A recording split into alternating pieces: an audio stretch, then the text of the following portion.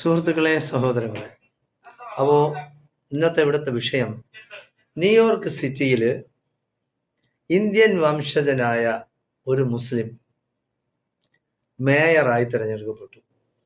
അത് അമേരിക്കൻ പ്രസിഡന്റായ ട്രംപിനെ വെല്ലുവിളിച്ചുകൊണ്ട് ട്രംപിന്റെ നയങ്ങൾക്കെതിരെ അവിടെയുള്ള ജനങ്ങൾ നേടിയ വിജയമാണ് ന്യൂയോർക്ക് സിറ്റിയിൽ മംദാനിക്ക് കിട്ടിയിരിക്കുന്നത്. അപ്പോ ഇന്ത്യൻ വംശജനാണ് എന്നുള്ളത് പോട്ടെ, മുസ്ലിം ആയി പോയത് കൊണ്ട് കേരളത്തിലെ സംഘപരിവാറുകാർക്കും പിന്നെ ഈ കാസക്കാർക്കും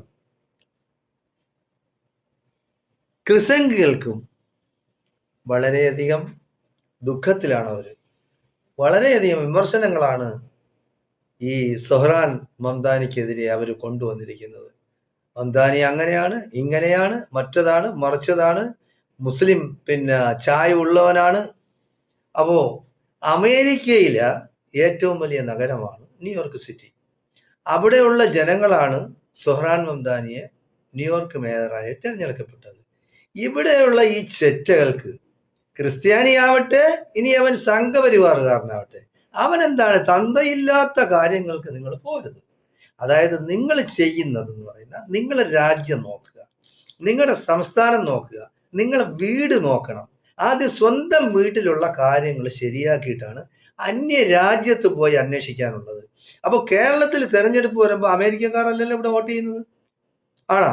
അല്ല. പിന്നെ അമേരിക്കയിൽ തെരഞ്ഞെടുപ്പ് വരുമ്പോൾ അമേരിക്കക്കാരാണ് വോട്ട് ചെയ്യുന്നത്.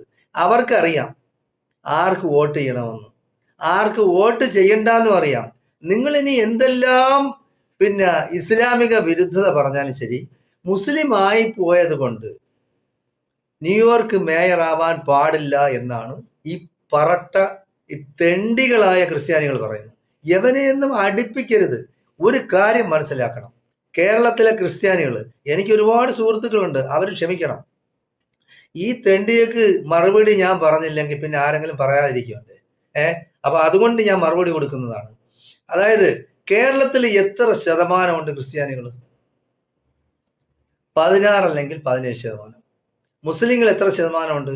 28%. നായന്മാർ എത്ര ശതമാനമുണ്ട്? 11%. കേരളത്തിൽ ഇപ്പോൾ ഭരിക്കുന്ന ഇടതുപക്ഷ ഗവൺമെന്റിൽ 10 നായന്മാർ മന്ത്രിമാരുണ്ട്. ആദ്യം തന്തയ്ക്ക് പിറന്നവന്മാരാണെങ്കിൽ, ആണാണെങ്കിൽ ആദ്യം അതിനെപ്പറ്റി സംസാരിക്കുക. സ്വന്തം സംസ്ഥാനത്ത് നടക്കുന്ന കാര്യങ്ങൾ സംസാരിക്കുക.